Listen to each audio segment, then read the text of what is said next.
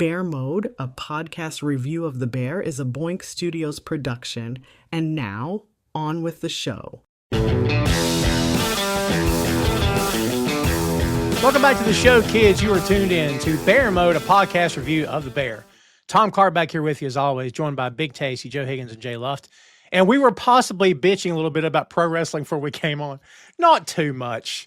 We were praising it more than anything, depending on what the it is, but we don't have to get into that here today.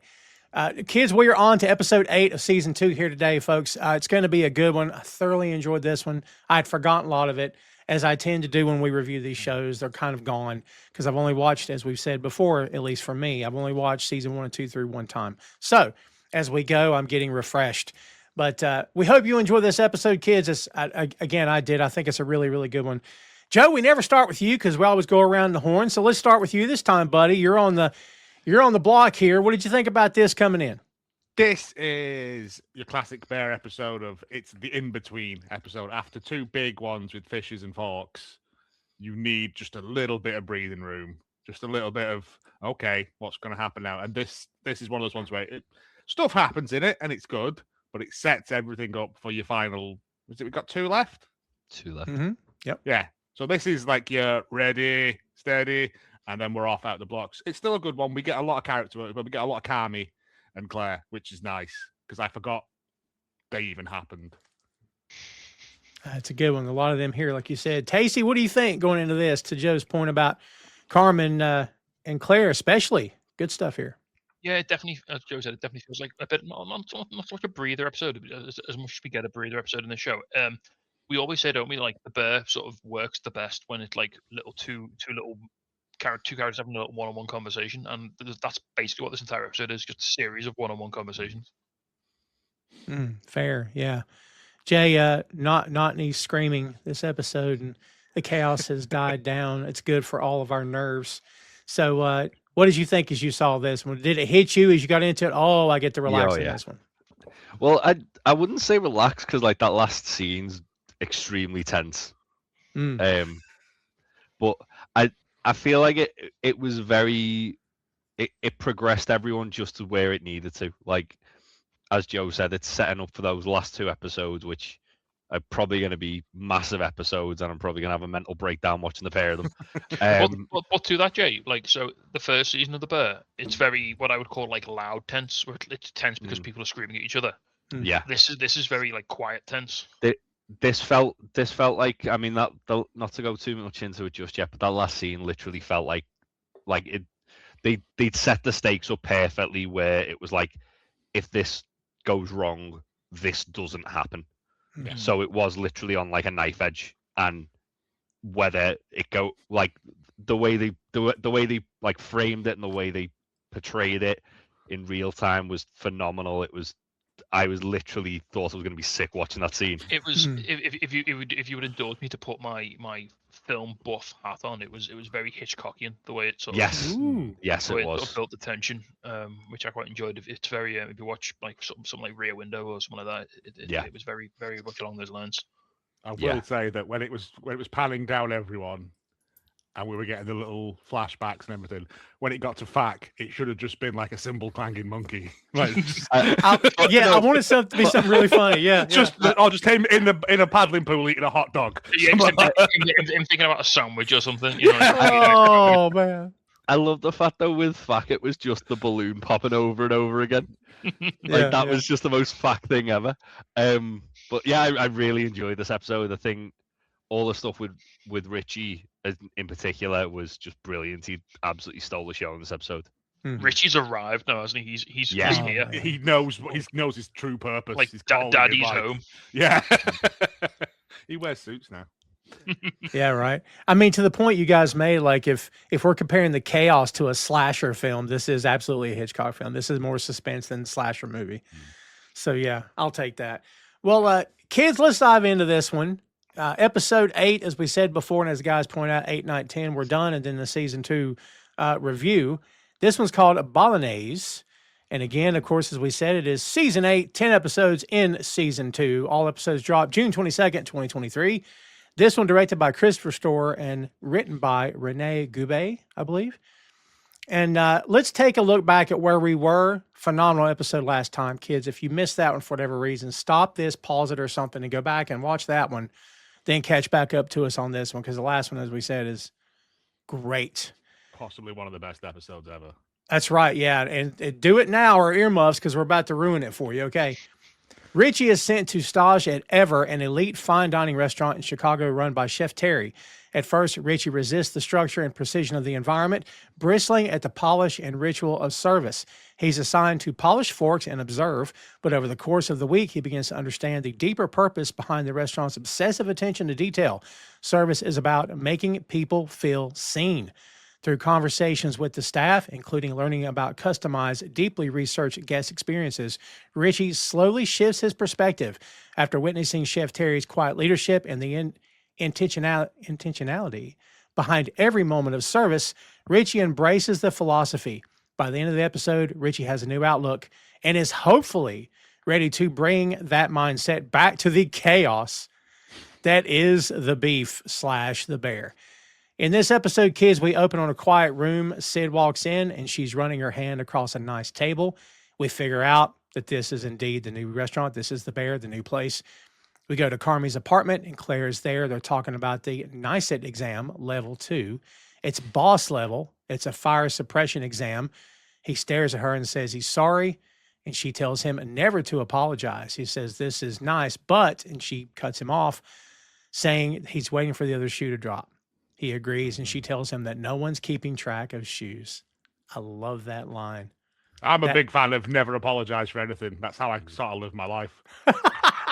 Which can be good and bad, right? If we're being honest. I like this as well because you know that they've slept together because Claire is just walking around in her pants and a shirt. A surefire way to know that they've slept together. Sure. Shorthand. Or she spilt sauce on her pants and he washed them for her. Come on now. Well, there you go. Well, there you go. So coming back to this, Tacey, it may have been you, I can't remember, that mentioned about how his guard was up and him having a normal life. Like, this is a major step in the right direction. This shows that they're growing closer and he's actually letting her in for a change. This is good stuff here, isn't it? Yeah, and this is them sort of saying to each other, like, yeah, we are. It's almost like they've been saying to each other, yeah, okay, we understand where each other is in their life. Like, we understand, like, because Claire's like accepting that Carmy's gonna come home with all this mad bullshit that she doesn't care about, like fire suppression tests, but it's important to him, and so she wants to understand it. And she's got a lot going on as well. Like, you know, she's not got like this job where nothing's important and she doesn't have to think about stuff. She's got her mental load must be through the roof, but she's like putting a lot of effort in here to like sort of to sort of understand what's going on in his life, which I think is really sweet. I want to throw it back to we talked about it on the last episode. What does Garrett say? What's the comparison he makes between running a high-end restaurant and looking after somebody in an emergency room? Hospitality. It's hospitality. Yes. It's the same word. It's like that. I mean, this is. I don't know if this is considered subtlety because it seems to be like they're hitting us over the head with this, like with neon signs.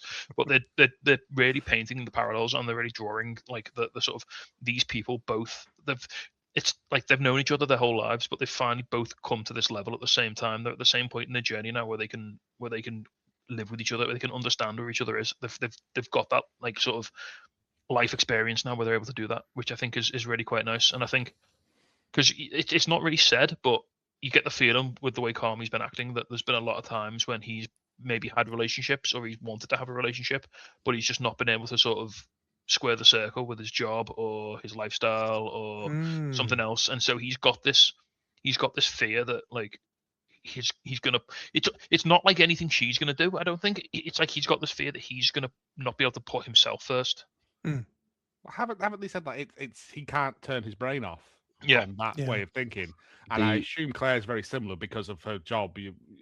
It's long hours and you see horrific things, so it's always going to be there. But like you said, they've both matured to that point where you can talk about it to the other person and they'll be interested. And they've come to understand that an adult relationship is about finding time for each other when you can. It's not about ruining your life for somebody else. It's about, you know, working with and around somebody else's life and not like dominating it. I think actually in like the closing scene with her, it actually kind of shows that she's actually got a handle on the work-life balance, whereas he's still trying to figure it out. Yeah, I think she's definitely a bit further along than he is, but maybe she can drag him into that light. Just because it shows her like working and then knowing, all right, now I'm done. She walks out leaving, she's smiling, waving at the receptionist. I'll see you tomorrow. Yeah, yeah. Whereas Carmy's then it immediately cuts to Carmy leaving the bear. Like he leaves the building, hanging around there forever and just fiddling with stuff. And it's interesting. Look after himself. It's interesting as well. In these scenes, you always see in the background like nice ingredients or cooking books or chef books. You never see any of Claire's medical books or anything like that. Or you never see her like stressing over anything. Like you say, Jay, you never see her stressing over stuff at home. It's like it does get the feeling that Carmy's still maybe not quite there. He's like sort of just that rung below on the ladder, and maybe she can like. Carmy's lived it for so long, hasn't he? Yeah. Like to compartmentalize that and put it away. Yeah, it's a big ask for him. And like I'm not in the medical field, but I imagine it's different too, because as a creative person, I'm sure you guys probably have this at times too. It's really hard for me to get away from the computer because I just love creating things. It's whether it's writing or doing a video, whatever it is.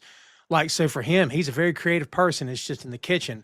So for him to turn that off, like he gets home from a service, oh, I should have done this. Next week I can do this. What if I try this? What if I season it with this? Whereas with her, even if it's a rough night where someone unfortunately passes, it's one day, tomorrow's another day. You just go to the next day. The cycle starts again. Right. Well, as we find out, he hasn't turned his brain off because he's been drawing those pictures. He's been redoing the entire menu in secret. With shading. With shading. And fish with little eyes that I saw as well. I don't need my food staring at me on the plate, dude. I just can't.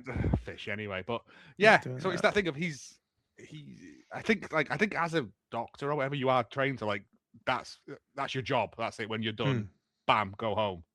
Whereas every chef I've ever worked with is a raging alcoholic, like because you can't.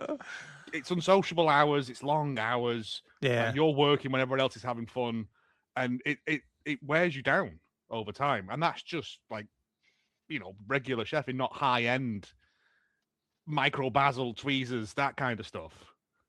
So that's even more stress on top of that as well. It's a difficult thing to switch off. I do especially like with the bear being as it is as well. Yeah. I do like Richie being compared to the stove here, which is a nice touch. The fire suppression system's above Richie. And Carm just without smiling goes, yes. So fact would be holding it and Richie spontaneously combusts and there's fire everywhere. Suppression system shuts off the gas line. It would spray him. It would spray him with a sodium potassium bicarbonate solution. And then we put this balloon on the line. And if the balloon fills up, she goes, if it leaks, you fail. And he says, if it leaks, we fail. And if it doesn't, she goes, you've achieved level 2. Wow, you've done it. And she's not like teasing him, but maybe a little bit. Do you know what I mean? It's that comfortable banter you can have with someone. Yeah. I hate using the word banter, but it's that thing that you do when you're going out. Like, it's more like she's trying to. It feels like she's trying to make light of it just because he's clearly very stressed out about it. Yeah, make a little joke, relax him. Make a joke out of the issue, and then it's going to relax him a little bit more, and he's going to be less calmy about it. How often did you get to talk about sodium, potassium solutions to people? Like, you've got to keep it light, he says.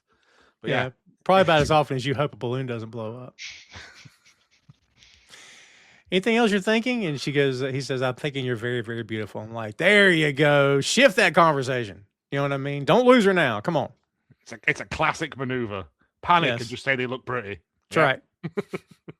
We hear Lay My Love by Brian Eno and John Cale playing as we get a quick montage of Chicago, some overhead shots, the train, a playground, some buildings. And we finally see Ebraheim again. Lo and behold, he walks up to Tina at the go-to window of the restaurant. This is a really good scene here, man. Like, she doesn't give him crap. She could have. She kind of does, but in a... Yeah. You screwed up, but I love you, so... You're getting this, and then we're fine. She does it in a way, because he kind of... They do it in a very vague sort of way, don't they, with the way they're talking. So he's like, saying, oh, yeah, this used to be a different restaurant. And, like, she basically like says he's like an little old bitch. Well, the But there's first thing she badass says, motherfuckers there to look after him. the first thing she says is, "We're not open yet, ma'am." Like, Yeah. immediately just disarms him. Like, Yeah. and it's because they've worked together forever as well, and you could tell she was disappointed that he never followed through. But in this little section, you find out that he was scared. He didn't want things to change. He was like Richie, didn't want things to change. Yeah. But He says he's got no place else to go. He says, this drive-through now? She says, yeah, well, they wanted to sell OG through here, but they're having a really hard time hiring. He says, too many changes. She goes, no, too many hustlers. They all want to be top Jeff. But what they're really looking for is a stubborn, childish, immature pain in the ass with arthritis to run this thing during the day. He says, I might know a guy. She says, send me his info. All right, so look, we're all going to just let this go because it's a show and we enjoy it. But a to-go window in a restaurant like this, who's going to take this question? Who thinks this makes sense? It's just for the sandwiches. Yeah. They're still doing the sandwiches, and then out it's the like front. I think it's specific like a lunchtime thing, isn't it? That they're going to do. Yeah. Because I mean, that's just money on the table. You're leaving there. Yeah, they need to make money quickly. It makes, I mean, the sandwiches they can literally like knock them out as quick as they want. Like they can just literally get your meat, and then when it's gone, it's gone. Yeah. Think they'd be at the same price point they were before? Or you think they'll have to raise the price? I mean, I'm not going to cost the menu out for them, but right, yeah. I think you can put $1 or $2 on there. You know. Yeah. It's an institution. People will go. I mean, them sandwiches look pretty fit. They do. Yeah. I mean, they're making the bread in the steam oven now, aren't they? With that steam. So that's right. That cooking montage when they get the spoilers, when they get the gas back on, like when they pull that focaccia out of the oven, I'm like, oh mate, God. So good. I want Marcus to touch me like he touched that focaccia. I want him to massage my ruined shoulders in the same way. It's good to see Ebra back here. In that one conversation, he sums up everything we've been speculating about for a few episodes now. He's just resisting change, but not in the way that Richie has. It's a bit more nuanced than that, but it's also similar at the same time. It's not Richie initially pushed back because it was him doing it, but Ebra had other reasons. Again, it was quiet versus loud. Like Richie, they were both afraid. Richie's response was to scream at it, whereas Ebrahim's response was to sort of recoil from it and to sort of shrink away. Yeah. Ebra's like, well, I'm going back home. Like, yeah, I get it. I've seen it both myself and on the job for sure. Sid and Carmy looking back at the project board, which covers the entire wall from end to end at this point. And Sid is talking about offenses and defenses. She's read that Coach K book cover to cover, and she's completely bought in. You can tell Carmy knows where this is coming from, and he's impressed to an extent, I believe. And she sounds a lot more rational now, not as sporadic, not as bothered. She's bought into the system. Funny how the word systems come back around in season 2. I caught that. Sid says that the best offenses have the ability to reset and adapt on a dime. And he says, book? She says, book. Yeah. And he goes, we can do that. And she goes, we have to do that. I'm like, go get him. That's really good. 2 weeks out. Yeah. Richie comes in wearing that black suit. He looks great. He says, okay, let me say one thing before you start laughing at me. Carm says, I don't hear anybody laughing. I get it. And that's all he needs to say. That's it. Like, what Richie thinks Carmy's opinion of him is bad.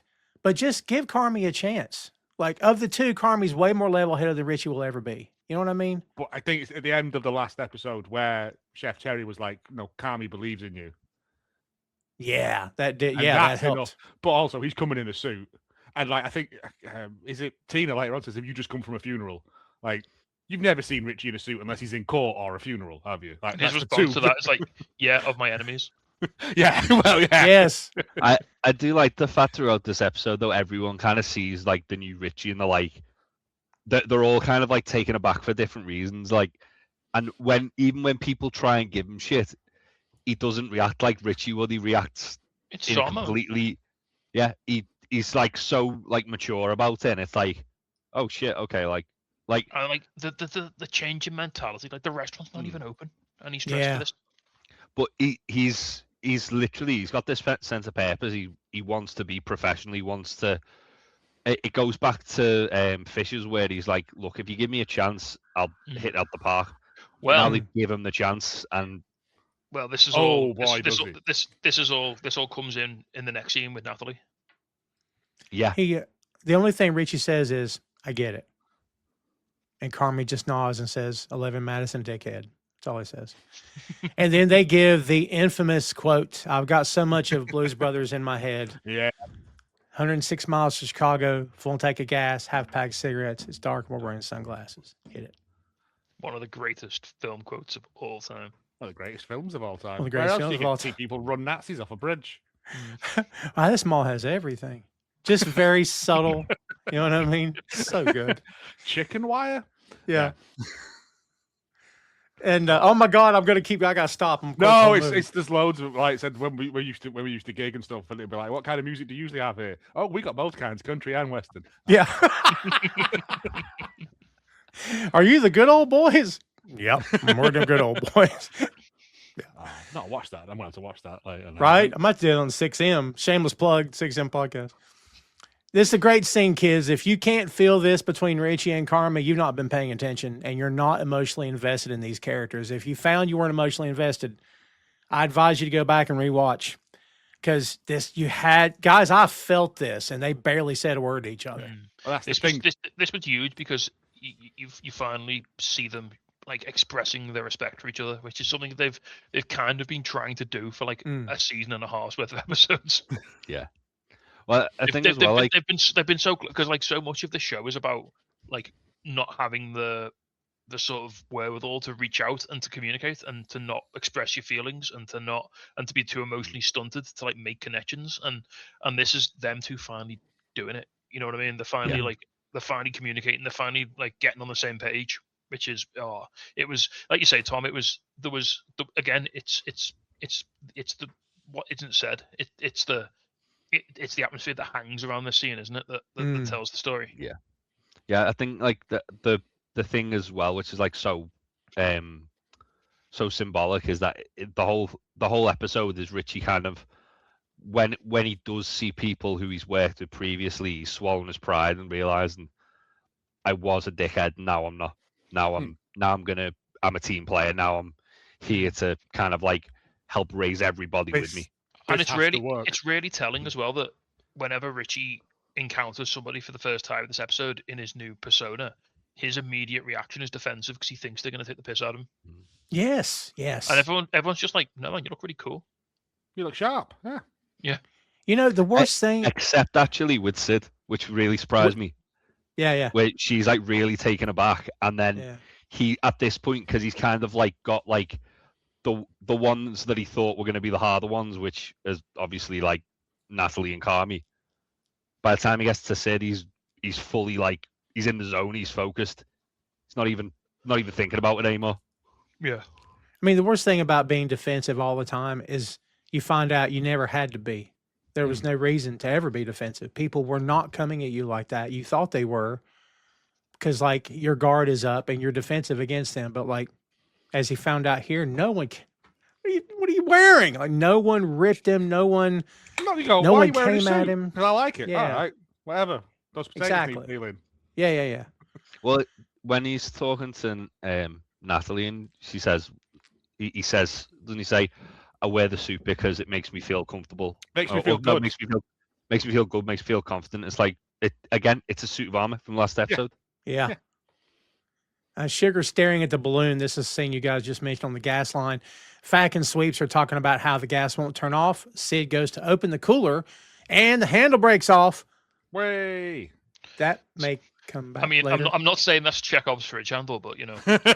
I'm saying. Like Carmy said, get the expensive one. Hey, I supported him. I supported that. She yells at Fack, who says Carm was going to handle it.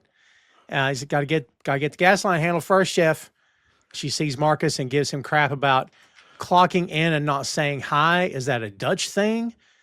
But she tries something he's made, and she is visibly not like knocked out by it. Evidently, it's great. Carmy walks in with a bag of dextrose, and they're talking. And he says, "What's up? Are we good?" And Sid says, "Not really. Fridge is still broken as fuck." And Carmy says, fuck, all right, shit, I'm sorry. I just had this gnarly panic attack last night. Have we ever heard Carmy say the word, sorry, I had a panic attack last night? Look how far he's come here. Yeah. You know what I mean? Like, he would have kept that stuff to himself before. The Carmy of episode 1, season 1 would never say that. Never. To anybody, let alone like someone who he needs to trust him. Yes, because he thinks it's a sign of weakness. Also, like as a team leader, you know. So I was telling Claire about it this time, this time at Christmas. My mom drove her car through the house. Marcus says, "Wait a minute, who's Claire?" Carm said, "She's a girl that's a friend." So it says, "Oh," said it's his girlfriend. They look at each other. It's a girl that's a friend. This is where we come to realize that Fishes was actually Carmy telling Claire this story. Yeah. Yes. It was a that's why we get this flashback. Yeah. Which is it's very subtly done. Yeah. Because at the time I was like, why are we watching something from, 5 years ago? But it explains why he hates cannoli. Yeah. It's true. Which Marcus I cannot get behind. Well, as they're me neither. As they're going back and forth about whether or not she's a girlfriend, Marcus says, "Okay, next, your mom drove her car through the house." Then he tells a story about Christmas, and he says, "I was talking to Claire last night, and I kind of had this realization that maybe I could take them back. Them meaning the cannolis, make them my own." And Marcus says, "That's healthy." Carmen says, "Thank you. Yes, I've been thinking about cannolis, and more specifically, savory ones." Sid says, like with mortadella mousse, I love when one of them says something, the other one is right there. Two brains, same brain, right? Well, and Marcus is like, yeah, with Gruyere, like shells. And I'm like, no, that sounds awful. Don't mess with them. No Parmesan shells? I think that sounds good. Nah. The Carmy says, dipped in pistachio. Now they're losing me. I don't know where you're going to go with dipped in pistachio. That's interesting. I like pistachio, but Parmesan, I don't know. We'll see. Carmen and Sid together say that's something, and Marcus says on it. So he's going to go make it. He's going to go make it right now. Like, that's so good. So good. I also love the fact that Marcus has just got a picture of a dog. I don't know whose dog it is, but I was obsessed with whose is that dog? Marcus hasn't got a dog. That we know of. We hear the buzzer buzz, and Sid says, "Oh crap, those are the new hires. Are you ready?" Carmy says, "Nope." She goes, "Great, me neither." 10 of the new hires are here. Carmy tastes what Marcus has made, and he is also knocked out. And all he does is say, "Marcus," and he goes, "For real." Marcus just smiles and points back at him. Sid, Carmen, and Tina are all walking together, and Sydney says, "Okay, it's Daniela, Josh, and Connor." Carmen says, "How green?" She says, "Emerald." Emerald green. Tina says, where do you want me to start them on? Carmen says, drill through that produce, and then Sid finishes the sentence, and stock low, boys. Go get your squad, T. Synergy. They're working together. Yes. She goes outside, and for the first time we see the big white sheet that reads, "Wall fell, this place sucks," as she's walking by. And then it goes all Full Metal Jacket for about 30 seconds. Yes. I love this, the way Tina's just like composing herself before she goes through. Don't eyeball me, Gandhi. Yeah. I had 2 things going to Texas. Etc. One thing I think we missed, I wanted to just bring up. There's a really nice moment with Richie and Sydney when they're having a chat. Again, this episode. Oh, it's coming up. Is that coming up? Is that? It's nearer to the end. Have I gotten? Oh, it's. Yeah, We've all done it. Trust me. We'll get there. Yeah, because it's Richie and Sugar first, then it's then it's Richie and Tina have the nice little scene. Then Richie and Sydney, and then Richie and Fak. Have we done Richie and Tina and Sugar yet? Have we got Not that properly. yet? No, We've touched on it. Yeah. That is next, I believe. Yeah. We hear Stop Your Sobbing by the Pretenders as Tina goes outside, sizes up the 3 employees. I love how all 3 employees are lined up like soldiers, and they're playing along with it. Do you know what I mean? And Tina's just like having the time of their life here as well. Yeah.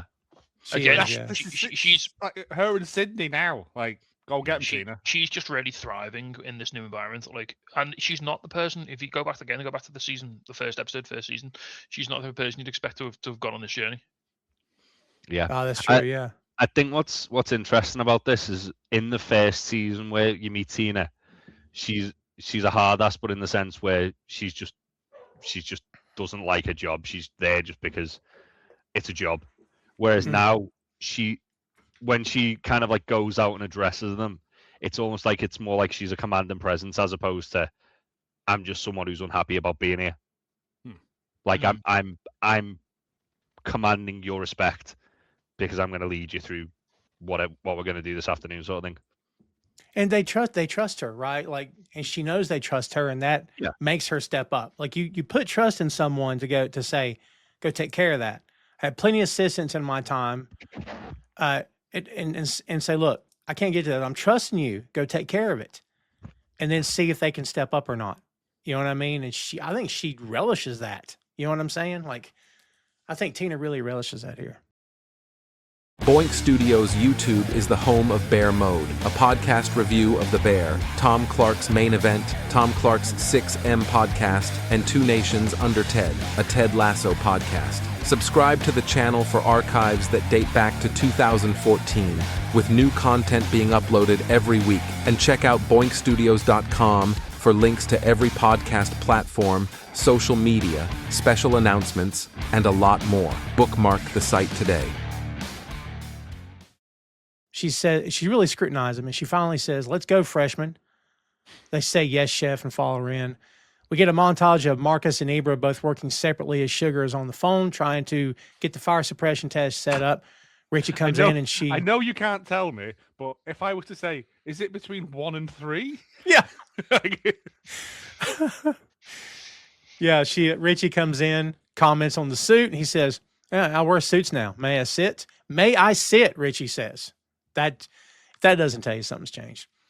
And he says, I want to apologize. She says, for? And he says, everything, I guess. She goes, oh, okay, hold on. Can the closest person outside my office come in here, please? Sweeps comes in and says, what's up? He goes, Gary Reach would like to apologize to me, and I'd like a witness. He goes, hell yeah. So he sits down. She says, go ahead. If this was the old Richie, he'd have just gone mental. Like, he would have left the room. And that's probably. why I think that's like, it's a wind up, this.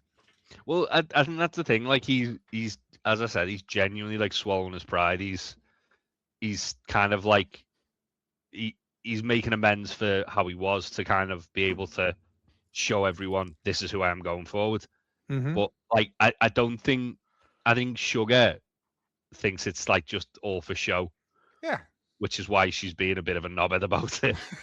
And then because you see when he's actually like speaking, she kind of realizes, oh God, he's so sincere here, and I'm being such a fucking asshole. And plus, from her perspective, she's kind of been living with the Three Stooges for 20 years. Like, she's seen everything. They've said and done the dumbest and weirdest stuff, whether they were drunk or sober. And she's like, oh, what's this crap now? You know? Yeah. Sweeps is just having a great time. He is? Yeah. Says, I'm being serious. She goes, yeah, so am I. Sweeps says, turn up the heat. Let's go. Which I like. He says, I think for a long time, I didn't really know where I fit, you know, and I would shove myself into like places and things where I definitely did not fit. And I think that probably definitely made things worse. And I'm sorry if I took anything out on you and if I treated you like shit, because I actually do think that we could fit good together. I could be good at things that you don't really want to do. And you're obviously really great at a whole bunch of stuff that I don't know how to do, you know? And then it dawns on her, holy crap, this is actually real. And she says, that's why you're wearing the suit. And to Tacy's point, he says, I'm wearing a suit because it makes me feel better about myself. And she looks at Gary and says, what do we think? He says, I think you did a really nice job. She says, thanks, Gary. It felt genuine, like from the soul. No GNR. I love no GNR because Richie's all about the 90s rocket music. So I was here for that. Fat comes in and says, why are you wearing a suit? Richie says, why are you covered in shit? He says, I was fixing the gas line. Well, I wear suits now. Fat goes, that's so sick. Which is good. So Neil calls him Honey again. Neil, honey, can you get the fuck, she goes, can you get the fuck out of here? You're getting dirt everywhere. What, can my sister come to friends and family? Francie. No, she can go fuck, my love. Is it because of the thing or like, what do you think? Use your brain, babe. Yeah. And he just leaves all dejected. He's so, well, that didn't work. Do we find out what his sister did to Sugar? Oh, I can't wait. I can't wait. And I can't remember. I can't remember either. I genuinely think it's one of those something and nothing things. But it might be something massive. It's either something massive or it's something really fucking I honestly stupid. can't remember. But even Richie's like, yeah, no, was it no Cavones? They bring it up in Fishers, but like they don't properly. Oh, this has been going on. Yeah, they long. they make it sound like it's just happened in Fishers. I genuinely cannot remember. I know it does get resolved.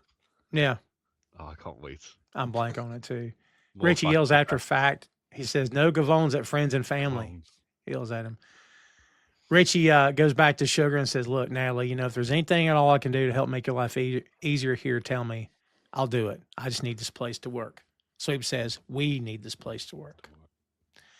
Sugar says, "Baby steps. You and I will interview front of house today." Richie agrees, and when they stand, he comments on her belly.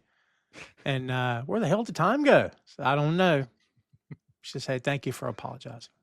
That was a great scene, man. Yeah. So a little bit of behind the scenes. So according to Wikipedia, a gavone is a word for a greedy person who takes more than their share. Oh, well, that did it. That might be something to do with Francie then. And Ebon Moss Backrack picked up the word from a Teamster driver that he met on a film he was making years ago. And they still go out regularly. And when he was filming this series, he asked him for some slang that Richie might use, and he said, "What's the word for someone who's greedy, who likes to eat a lot?" And he said, "Oh, it's a gabone." Interesting. That's good. That's good research, though. Just ask a Teamster; they'll know. It's a side note, real quick, but I saw a clip of something somewhere that was like, you can tell how an actor or musician is by the way they treat the people they're not going to see again, like the staff, the gophers, the people setting up the crew that day. And of all things, Weird Al was on like this shoot, and the director, whoever it was, could not get over how much Weird Al went out of his way to shake the hands of every single person he came into contact with and complimented the job they were doing, whether it was catering or costuming or whatever. And he's like, "I've never had anybody do that before." And I'm like, that's very cool. Backrack seems like that person to me. There's quite a famous story about, I want to say it was Mariah Carey ordering, like part of her rider was KFC as she was leaving or something. But like she was never there when the KFC, for all these places, it was like she was never there when it arrived. It was just to fuck with people. And I was like, well, why would you do that? I don't understand. Right. Weird Al seems like a genuine top bloke, to be honest. He does. It's not my sort of thing, but everything I've heard about him is that, there are other people like that who will take time and to just shake hands and just say, you're doing a good job. It means a lot to people. Yeah. Yeah. They're doing prep. The new staff is in the kitchen. Carmen and Sid are talking. Carmy has drawings of his ideas, as you guys mentioned before, and she's floored. Oh, they're like Sistine Chapel. They're shading it, she said. He mentions the menu. Again, sorry, just chiming in with another little factoid for you. So these drawings were done by a Chicago artist called Denise Dietz. Oh, interesting. I was thinking maybe it was someone's daughter, not little kid, but someone's like, "Oh yeah, my niece is in art college and she can do the." Yeah. Yeah, that's what I was thinking. Because Jeremy Allen White's a talented man, but he ain't got this in his locker. In his locker, I like that. Yeah, she says it looks like a chaos menu. He says, but it's thoughtful chaos. So that made me pop. To this very moment, he's still debating this, which in my notes, I got the word insanity written down. Like, why are you still not with the menu? 2 weeks out and you've not locked a menu in. They're still... I don't think that's as big a problem because it's not going to be one of those places that's got like a set menu. It's going to be one of those like seasonal, whatever. Yeah. They're going to go out every week to the market and see what's fresh and popping and just do some. It's ready. It's ready, steady cook every night. No, but for your opening weeks, you want to have this stuff locked in. You want to be like bam, bam. Richie's coming with a pound of radishes. So what are we going to do with radishes? Fact's got a handle on some Wagyu beef. So Yeah, but that just turns out it's a lot of Win-A-Lot Prime or something. One thing that is interesting though is as soon as he's starting to say, "Oh yeah, I've made a few changes to it," Sydney instantly turns hostile on him. Well, rightfully so, because she's been trying to talk to him about this for fucking weeks. Yes, and he's had a conversation with Claire, and it's weird because she's angry about him talking to Claire about it, but then because she should be talking to but her. yeah, but also he's kind of been quite sincere in the sense that like he said about like having the panic attacks. So it's probably he spoke to her about it because she's been comforting when he's been really stressed out about it, and he's not wanting to get in touch with like Sugar or Sydney if it's like in the middle of the night. No, I get that, but I understand Sydney's Play devil's point. advocate for it. But I understand Sydney's point completely, but also But she does go from like one to John Taffer she very quickly. yeah, she becomes very like because Carmy gets very defensive as you would, because he's like, well, look, I spoke to her about it because, and he's trying to explain it, and she's like, well, why is she picking the menu now? And he's like, no, why are you being a dick? Yeah. But again, like it's the whole thing where Carmy's given Sydney the agency to kind of do the menu herself. She's trying to run it past him. He's not communicating with her, and they just need to sit down and fucking do it. But at the same time, it's not the worst thing in the world that he's actually still talking to somebody about it. No, at least it shows it's not like out of sight, out of mind sort of thing. It's he's thinking about it. He's just not speaking to the right person about it. All of Sydney's stuff's been brewed since like they knocked the walls down. Like he's not been present for a lot of it, and now week, 2 weeks out. But I think the thing is as well, like, which is kind of it's touched on a little bit by something Richie says to her later, is that Sydney's very much an outsider looking in. Like when you look at this group, they're all very close knit. From whether it's like Carmy, Richie, and Sugar, and Fack, from the whole just growing up together, and then obviously like Richie and the kitchen staff who were there when it was Mikey's place. Sydney is still like the newcomer in that equation. In that, take out the people who are starting on this day, but she's still very much the newcomer. And I think that's why she's got a bit of a complex about it, is because she's still seen as an outsider. She's very much on the outside looking in on this, and she shouldn't be, but also she needs to take a bit more initiative to kind of like mention that to them. She just, rather than sort of like throwing her toys out the pram and sulking about it and being very immature about it, she could just like say, well, look, we need to talk about this. Like, I have been trying to mention this to you for the past couple of days. Yeah, that's it. I feel like I feel like she has tried to be easy and say it, and he's like, all right, talk about it tomorrow, and he's gone. Then she does it 3 more times. She's enough about it though. She says it in like trying to be like nice to Carmy, whereas she needs to be. Whereas now, where she's kind of like got to the end of a tether and got lost her rag with her a bit, it's like, well, yeah. I mean, everyone's to blame. Yeah, I agree with that. 100%. But it is. This really comes out of the blue for her getting incredibly hostile about some drawings of soup or whatever it is, or frozen grapes. They start idiots. Also, like Carmy's like, as she knows, Carmy's going through a lot of fucking shit. God forbid the lad have something good happening in his life, and she's fucking angry about it.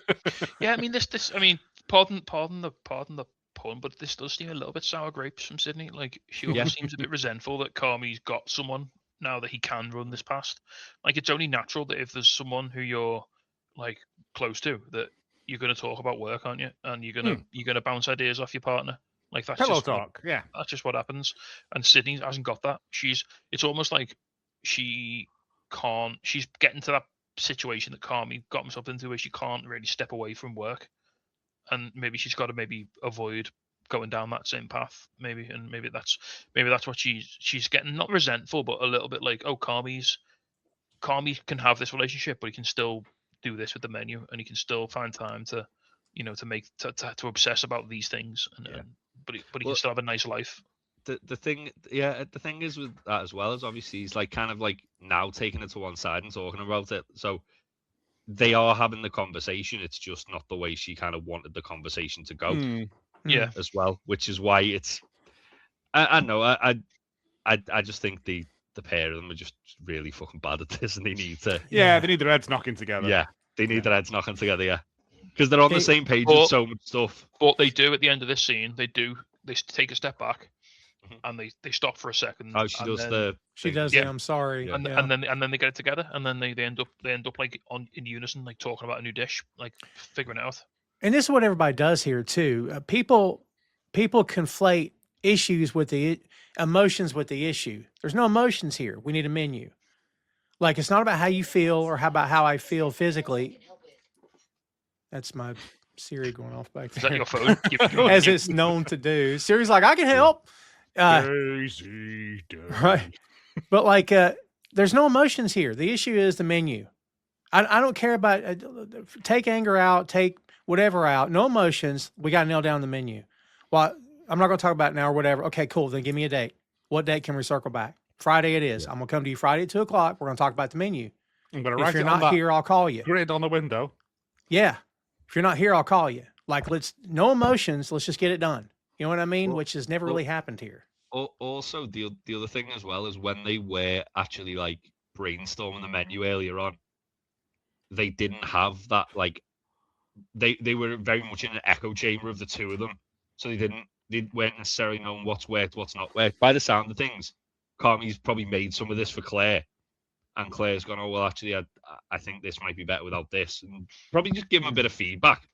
Nothing like, oh, you have to change the menu because I'm your girlfriend now. It just, like the way Sydney's kind of construed it, it's more like, yeah, that might be better. That, like, literally one of the things is Carmy goes, oh, I think we're gonna like take the spinach out of that because and as he's trying to explain it, then Sydney gets really hostile about it again. It's like, oh fucking hell, here we go. Yeah. And they finally, as we said, they finally calm down. Yeah. He says, all right, so we're okay. We're back. She goes, we're good.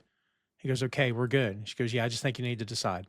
He goes, what do you mean? What do I need to decide? I'm like, do you not hear anything that was just said? Like, she's like, I mean, many things, but chief among them might be if this person is your girlfriend or if it's your friend that's Friend a girl. who's a girl. He says, so I'm being shitty. She goes, yeah, I mean, not great. He says, listen, I don't want to be shitty. Don't be shitty. So don't be. He's like, also, I just won't be then. Right.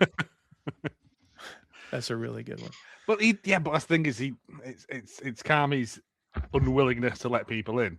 If it's just someone you're hooking up with, that's fine. But he clearly adores Claire and has for a long time, since Fishes.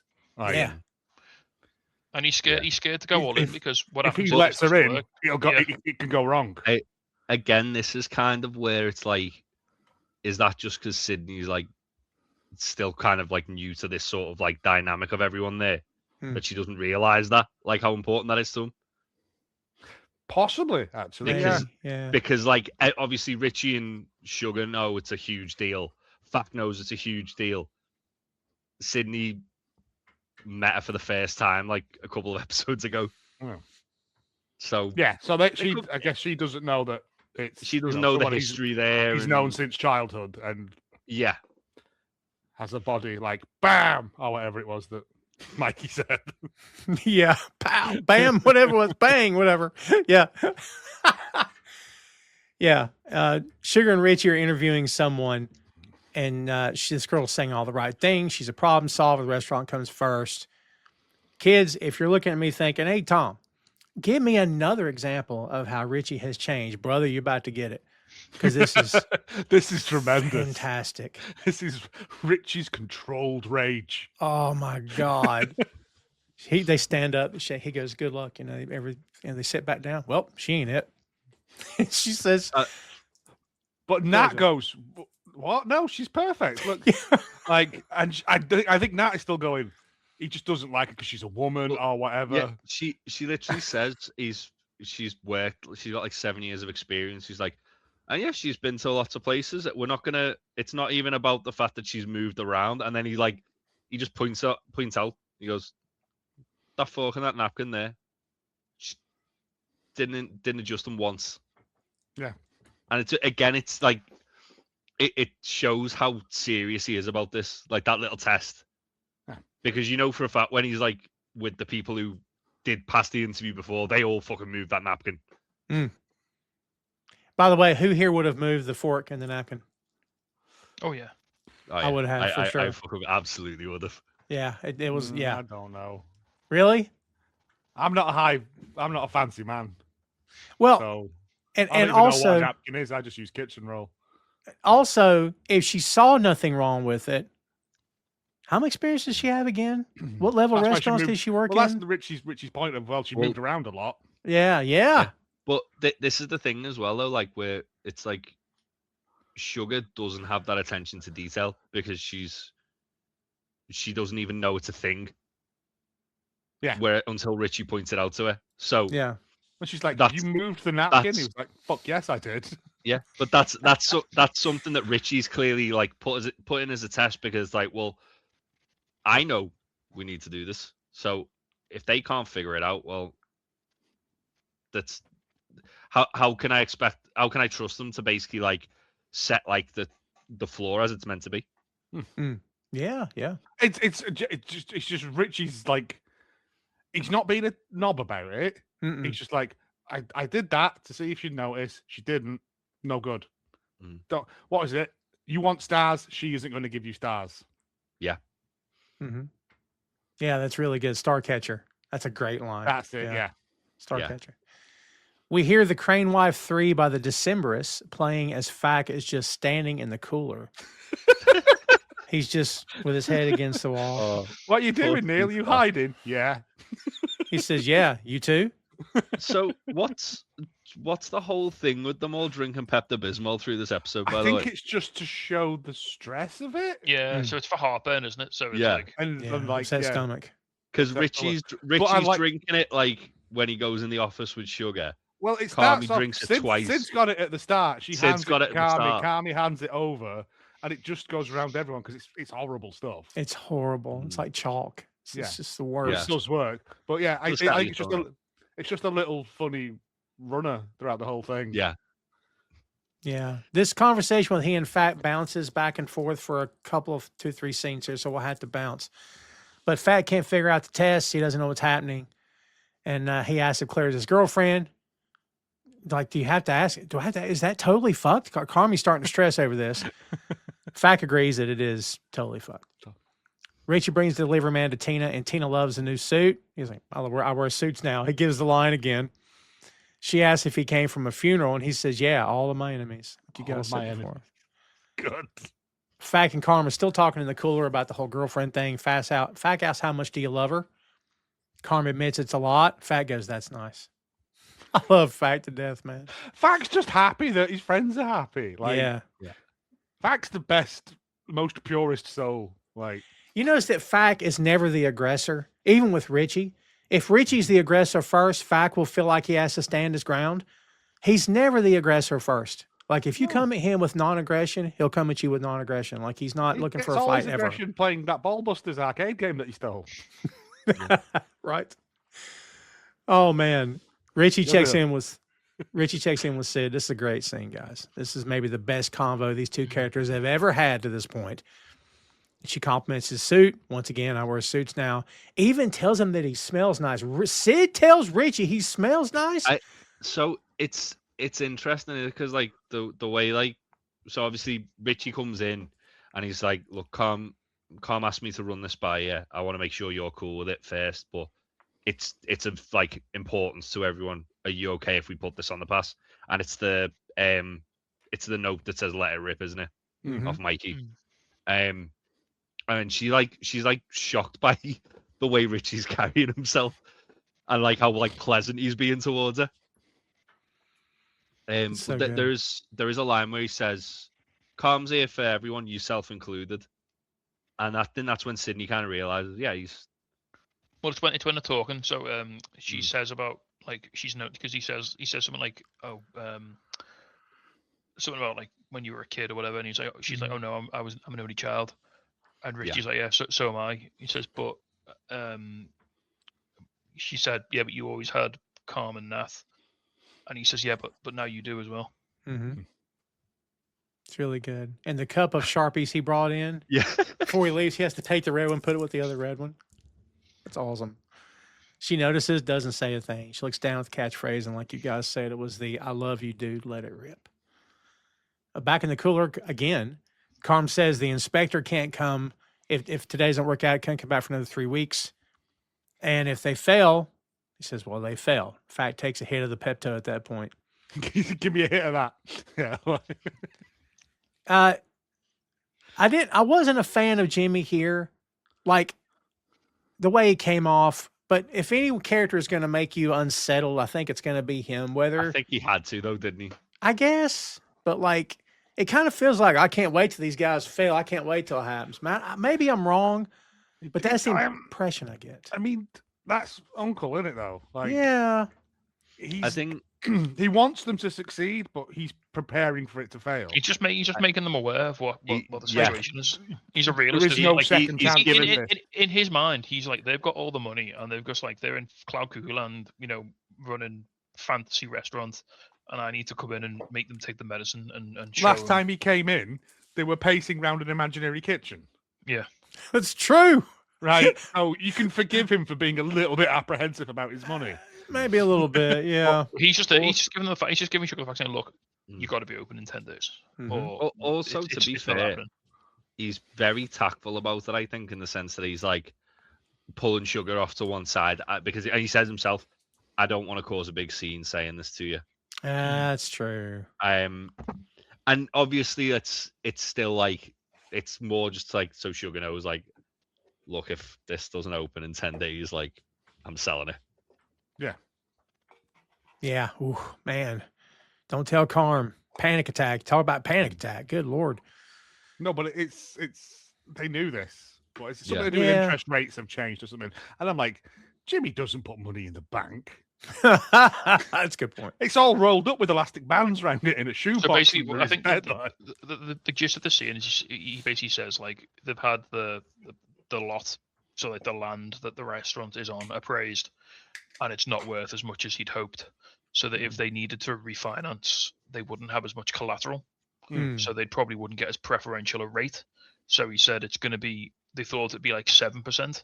It's actually going to be like 9.5%, which is more or less 10. So if they need to, if they need to refinance, it's going to bankrupt them basically. The interest rate will be crippling. So basically, it's basically his way of saying we can't refinance. There's no more money. You need to get this is it. Yeah. You need to open. You need to bring money in. It needs to work. If you start bringing money in, it alters everything. But you need to be open. Yeah. We had a catchphrase in the business I used to work in: sales fixes everything. Sales fixes overtime. Sales fixes whatever problems you have out of stuff. None of that matters once you got sales and they start money in the till. It becomes a lot easier. Yeah. Have you seen that episode of Grand Designs with the lighthouse where the guy remortgages everything at like 12% interest, and the amount he's borrowed, he's paying back. It's like 90 grand a week. It's ridiculous to build this monstrosity on the coast. Yeah. Which he never gets to live in. Wow. They shift the conversation to kids.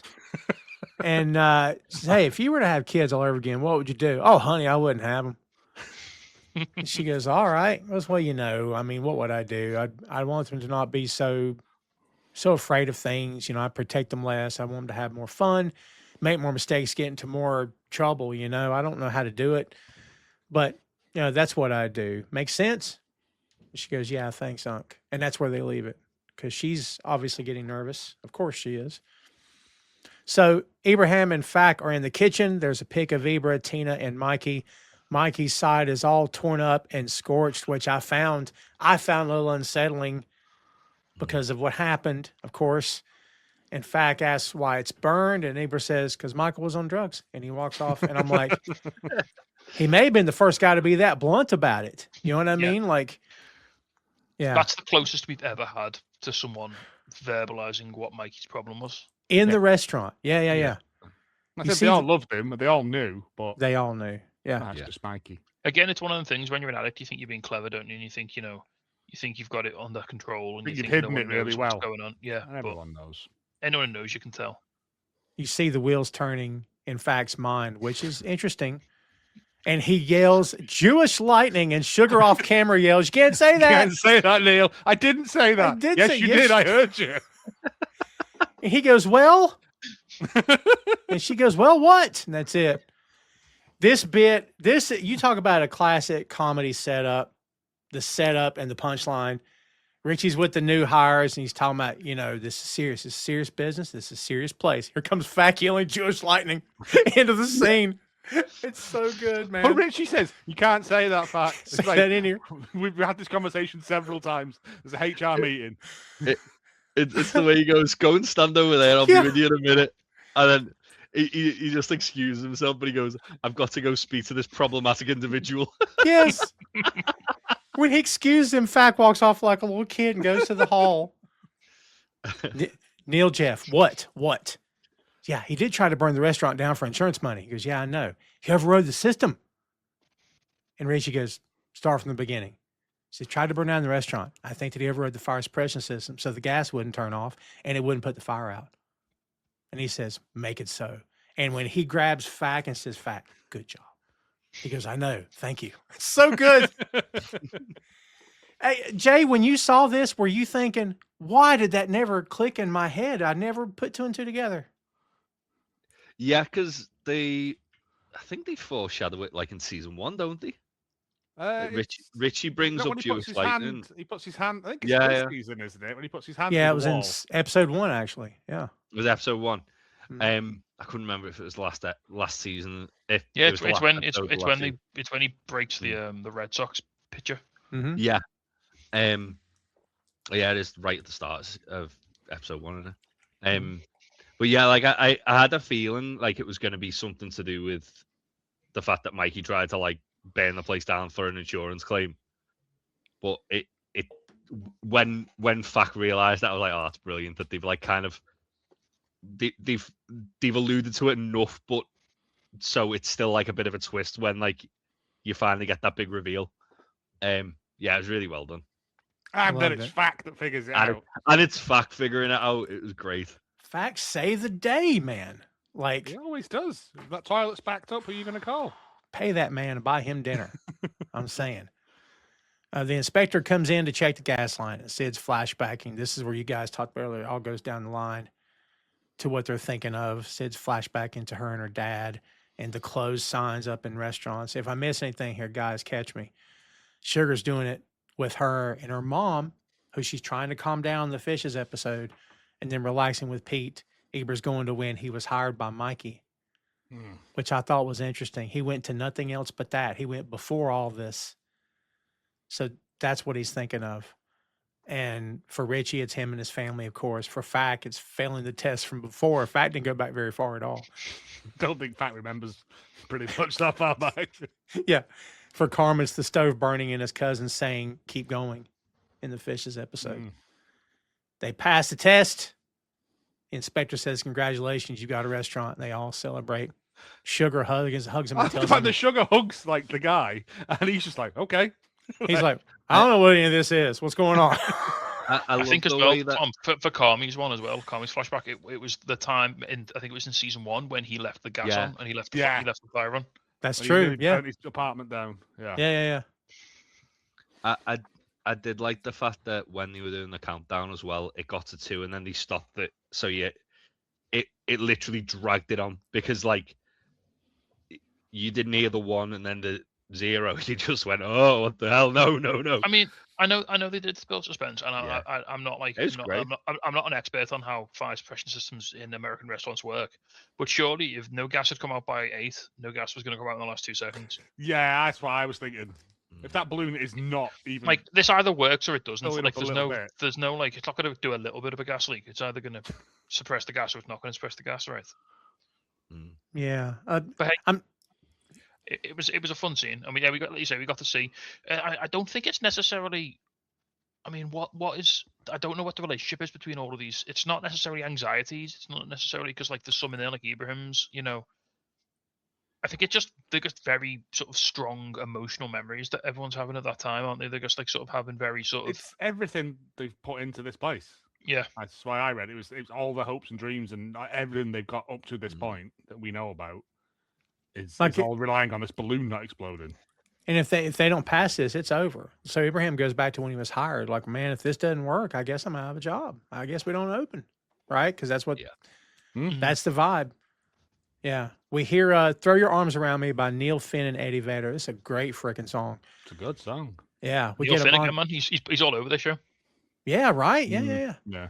We get a montage of prep and cooking, and they're on track, and it's a great moment. This is how you want to close the show. Everyone's doing their thing. It's all going like clockwork. That steak looks incredible. Shut up. Oh. Carmy comes in and checks the settings and tells Richie they look great. He wants him to help with the lighting levels, and Carmy says, "1 sec, I got to go call my girlfriend." It's really nice. Yeah. We see Claire in the fact that montage. Richie stood there like obsessively moving forks a fraction of a millimeter. Yes. Yeah. Well, it's kind of like it's kind of like the juxtaposition of earlier in the season when he almost like sneaks off to go see Claire, and then this time he's like, no, I'm gonna call my girlfriend. I'll be back. Because he's finally like allowing himself the opportunity to be happy. No, it's like he's finally. Yeah. He's not. Again, he wanted to hide it from everyone else, not because I don't think he was embarrassed about it, or because I just think he didn't want people to see it if it failed. He was afraid. Yeah, he was I can afraid see because that. if other people know he's in a relationship, then they're going to know what happens if it goes wrong. I think it goes back to what we were saying earlier as well, obviously, about like where a couple of episodes ago he wouldn't have like admitted to having a panic attack, whereas now he's just dead open about it. Yeah, It's the same sort of. He's finally learning to express his feelings. Yeah. and this has been like the issue that he's had for like since the start of the show. Yeah, like because as we said, Jay, he's come from this environment where you have to be dead hard and like invincible and bulletproof, and you have to you go into war with other chefs to prove that you're the best in the kitchen, and he doesn't have to have his guard up. Like it's again, it's almost like Richie's putting his armor on in this. He's putting his suit on. He's creating himself this persona and like this character and this person. Carmy's taking his armor off and he's exposing himself and becoming more vulnerable. Yeah, but I think also as well, it kind of shows like Carmy doing that shows that even though he doesn't really say it that much, he can rely on Richie, he can rely on Sid, he can rely on other people to pick up that burden that he's got. He doesn't have the weight of everything that Mikey left him coming down on him now. He's got he's got a team of people, like a support system. He finally feels he's at a place where the bear can run itself. If he's not there all the time, maybe he can have a day off and spend it with someone, with a girlfriend or a friend who's a girl. Who knows? Yeah.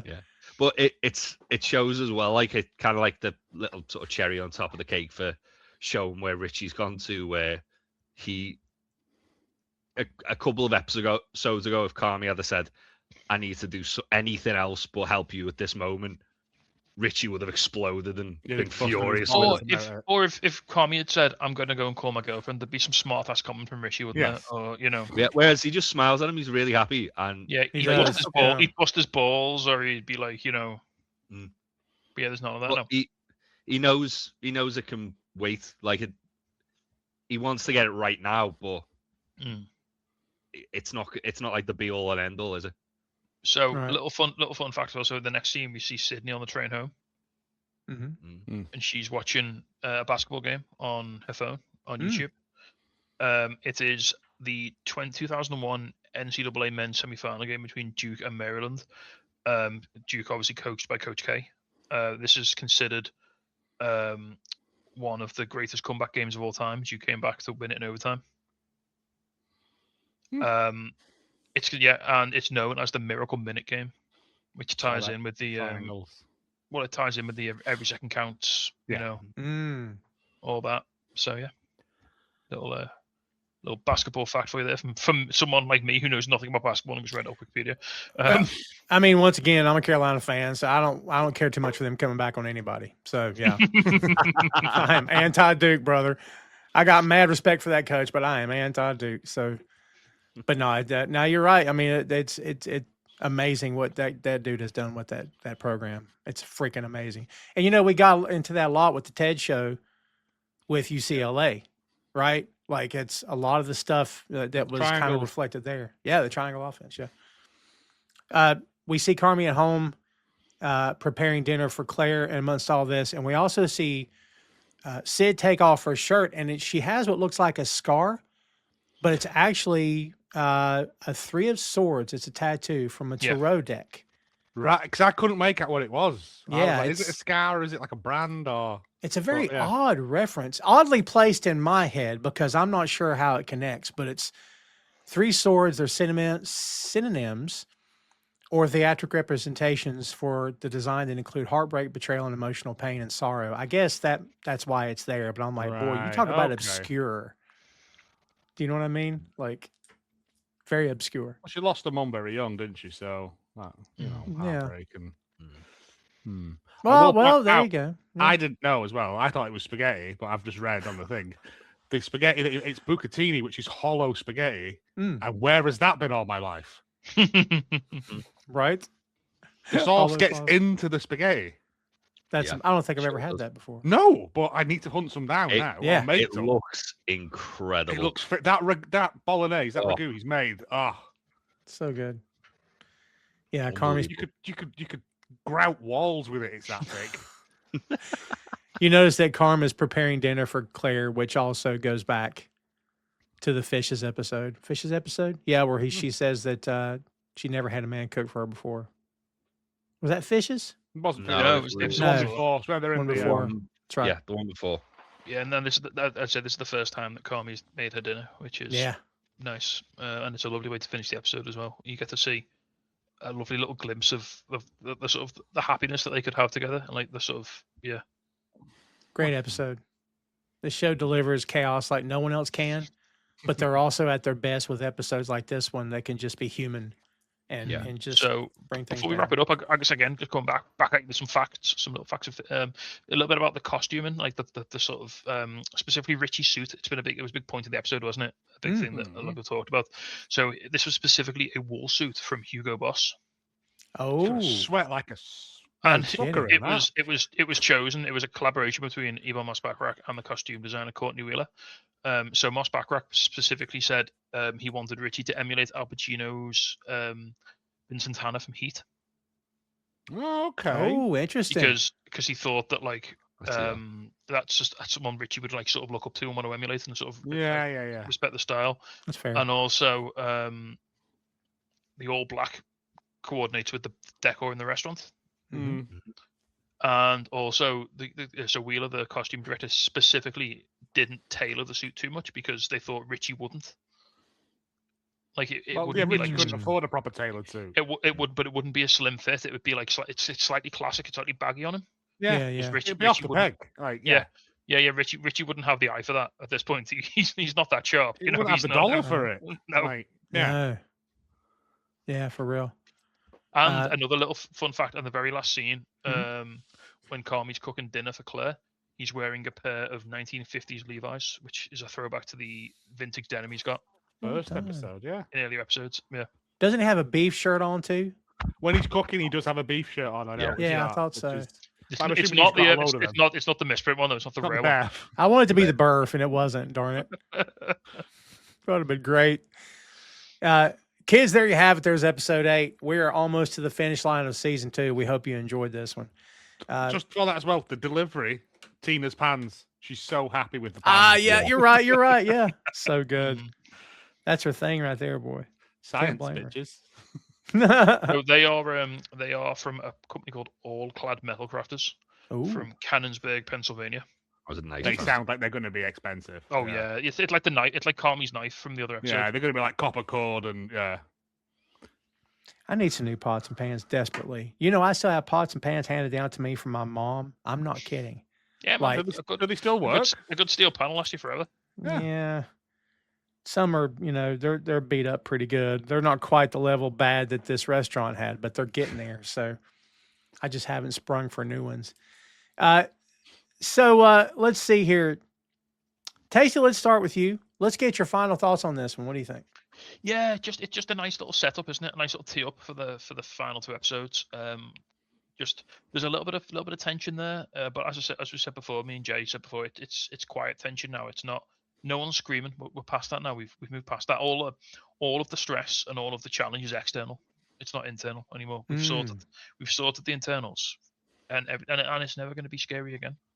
Never. We're good. We're past it. Yeah. Trust us, Jay. I don't believe you. I mean, I hope you're ready. Like the next 2 episodes is literally just, it's like episode 2 of Star Wars. It's just Claire and Carmy having a lovely time. Sand gets everywhere. Yeah. Is it just trade negotiations? It's just trade negotiations. Yeah, That's all it is.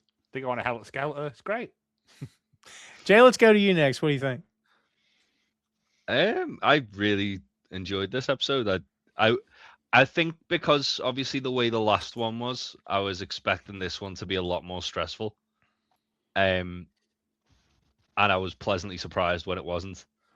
And it was just kind of like the dust settling after, obviously, like the Richie and the Marcus episodes being the 2 big ones, and everything else going on, and everything seems to be going back under, like not getting back under control, but like getting on track.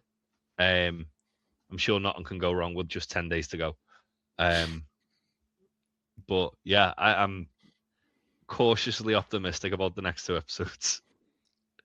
That's probably a good thing for you. No spoilers. No spoilers. I don't think I can remember. I remember one thing happening, and that's it.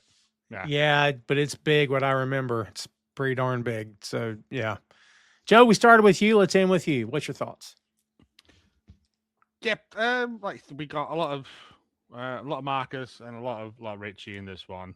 In the previous episodes of this, and this is the first time we start getting a little bit of like Carmy's life outside of the bear, and him finally relinquishing ultimate control of everything a little bit. But yeah, it's a tee-up episode. That's not a bad thing because there's still like you said, there's still the fire suppression. There's still these little bits in there, but this is to ramp up into those last 2 and take it home. Yeah. So it's not one of the better ones, but also it taught me what Bucatini was. It can't be all bad. No, I've learned something, which is it's never a bad thing. That's right. And fat yelling Jewish lightning, which I kind of feel like, should we stop saying that? Is it like, I imagine it's not very PC. I'm not going to say anything because of things that are happening in the world right now. Sure. Yeah. That's fair. That's fair. Well, kids, we appreciate you hanging out with us. We hope you enjoyed this episode. Thank you, as always, for following the show. Thanks for hanging out with us through all season 2 so far. You've been patient. We appreciate you very much. 2 episodes left, kids. Remember to please follow us on everywhere you get your podcasts. You'll find Bear Mode. You'll find the video version watching right now. Well, you're watching on YouTube, aren't you? While you're there, go ahead and like and subscribe and follow the channel. Nothing's behind a paywall on Boing Studios. We got content dating all the way back to 2014. These guys will tell you. We got pro wrestling, we got movies, books, movies. We got sports. See, we even have a little bit of Stephen King happening now. Tom's getting into horror stuff just a little bit because Tom don't do horror too much. Just a little bit. I'm behind on them. Yeah, I need to we got a little bit of everything for all appetites. So come check us out, and please share this stuff with a friend. We appreciate you very much. Hold on tight, kids. 2 episodes left, and then the season 2 rundown, and then we'll be off in a cave somewhere recording season 3, and we'll get those hammered out as soon as we possibly can. Kids, thanks as always for hanging out with us. We do appreciate it. We'll see you next time. For Big Tasty, for Joe, for Jay, I'm Tom. We'll see you next time, kids.